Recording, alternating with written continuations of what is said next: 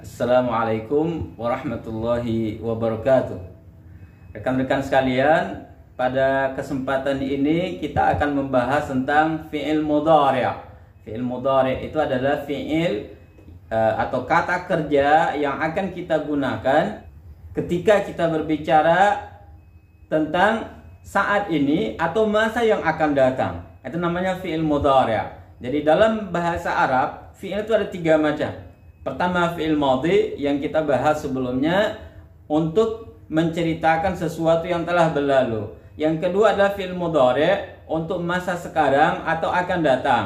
Dan yang ketiga adalah fi'il amr untuk membuat perintah atau permintaan. Baik itu ke bawah, kalau ke bawah murni namanya perintah, kalau ke atas namanya doa. Jadi untuk berdoa kita juga menggunakan fi'il amr. Baik, mari kita mulai pembelajaran tentang fi'il mudhari'. Ini pembahasan tentang fi'il mudhari'.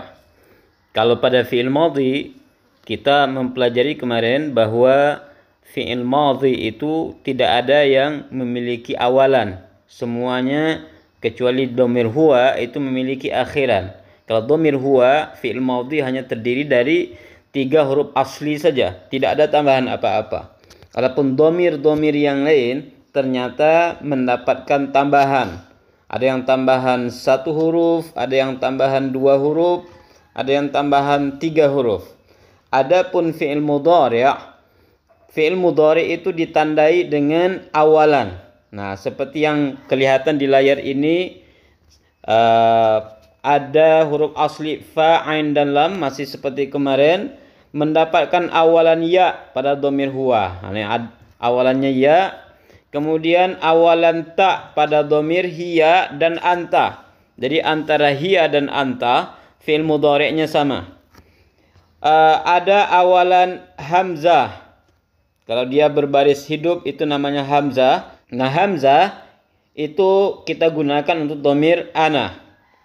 Adapun awalan nun adalah untuk dhamir nahnu.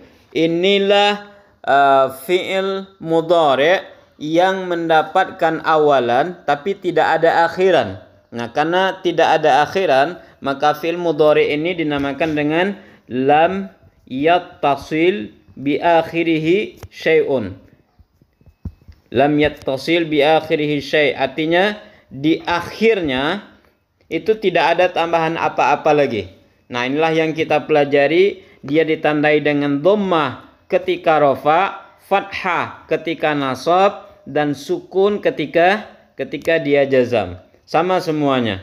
Baik itu yaf'alu, taf'alu, af'alu maupun naf'alu.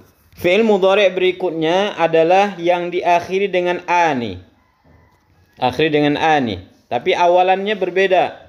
Ada yang awalan ya, berarti yaf'alani kita gunakan untuk dhamir huma khusus laki-laki.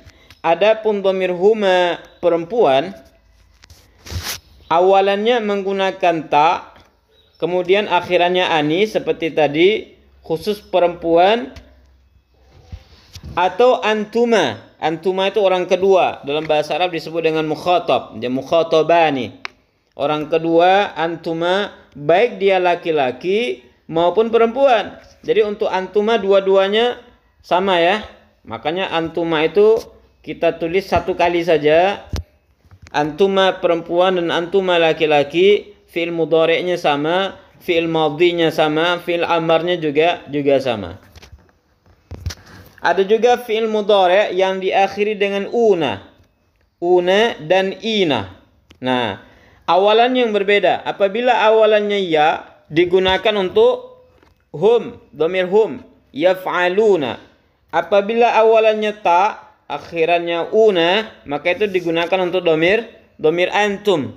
Dan apabila akhirannya ina, akhiran ina, awalan ta, itu digunakan untuk dhamir anti. Jadi kalau kita hitung dari tadi, ini contoh yang pertama, ini contoh yang kedua, kemudian ini yang ketiga, 4, 5, itulah yang dinamakan dengan al-af'al al-khamsah. Jadi fi'il yang 5. ada waw nun di belakang, atau ada ya nun, atau ada alif dan nun. Itu ciri-ciri dari al-af'al al-khamsah. Adapun yang terakhir, pembagian terakhir dari fi'il mudhari', dia diakhiri oleh na saja.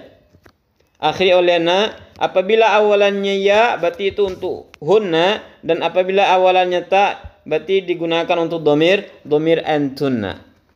Kalau kita kembali ke pembagian awal dari fi'il mudhari', tadi dinamakan dengan lam yattasil bi akhirih syai'.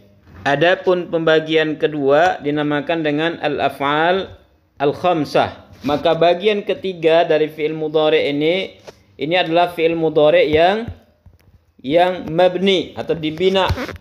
Jadi tidak ada perubahan, makanya nanti kita tidak akan pernah menemukan baris yaf'alnu misalnya, tidak ada.